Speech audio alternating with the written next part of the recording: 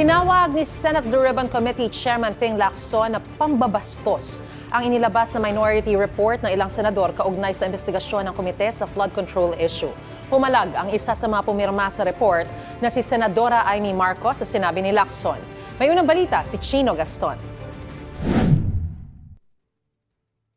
Para kay Senate President Pro Tempore Panfilo Lacson, pambabastos at pinangungunahan ang investigasyon ng pinamumunuan niyang Senate Blue Ribbon Committee ng Minority Report tungkol sa flood control scandal na nilagdaan ng minority senators. Sa report na isinumite umano kay Senate President Tito Soto noong Disyembre, idiniin ng minorya na si dating House Speaker Martin Romualdez ang itinuturo ng mga dati nang nagsalita sa issue, sabay sabing walang sapat na ebidensya laban kina minority senators Chis Escudero at Jinggoy Estrada at dating Senador Nancy Binay. Hindi na binasa ni Lacson ang report. Respect begets respect. Paano ko re-respetuhin ang isang dokumento na nagsisimbolize ng disrespect toward the committee at saka sa entire Senate as an institution? Kasi wala sa rules namin eh. Tinawag din ng report na walang saysay ang Independent Commission for Infrastructure o ICI at umabot na sa dead end ang investigasyon ng komite ni Lacson. Isa lang ang Blue Ribbon Committee sa Senado at ito'y mayroong 17 miyembro, hindi siyam. Bakit nila i-preempt? Ang tamang procedure, mag-route ng committee report, papasok yung period of amendment at doon sila mag-amend kung anong gusto lang input o isama doon sa final committee report. Kapwa miyembro ng Blue Ribbon Committee ang mga naglabas ng minority report na sina Senator Rodante Marcoleta at Senadora Amy Marcos. Pero si Marcos hindi tumalo sa hearing ng komite.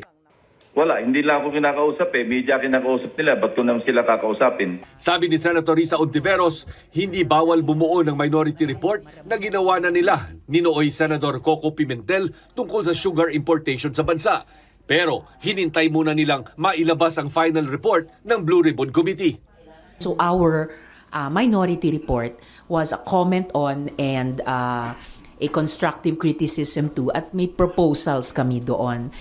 Pero ang investigasyon sa flood control gumugulong pa nang isumite ang minority report noong Disyembre at hanggang ngayon. Ayon kay Lacson, may botohan namang nakatakda kung saan pwedeng maisama ang mga puna ng minorya para sa final report. Merong proper time for that. Mag-introduce sila ng amendment after na makipagdebate sila sa plenaryo. Hindi yung ganito pamamaraan ang ginagawa nila. Opo. Wala sa lugar, wala sa hulog. Katunayan, nananatiling bukas ang imbitasyon kay Romualdez para dumalo sa pagdinig. Posibleng sunod na tutukan ng impormasyong kumpanya umano ng mga diskaya ang kontraktor ng bahay sa Forbes Park na binili umano ng isang kumpanyang umano'y kay Romualdez. At kung saan umano ibinagsak ang umano'y mga kickback sa flood control project.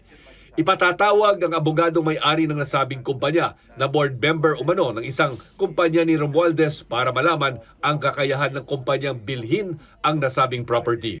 Sa isang pahayag, sinabi naman ni Senadora Marcos na taong bayan daw ang pinatunguhan ng ginawa nilang minority report. Wala raw siyang alam sa basurahan at hindi rin daw siya ang may basurang pinagtatakpan.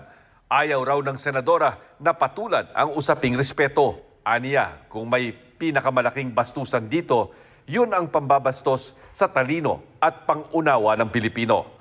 Ito ang unang balita, Chino Gaston, para sa GMA Integrated News. Gusto mo bang mauna sa mga balita? Mag-subscribe na sa GMA Integrated News sa YouTube at tumutok sa unang balita.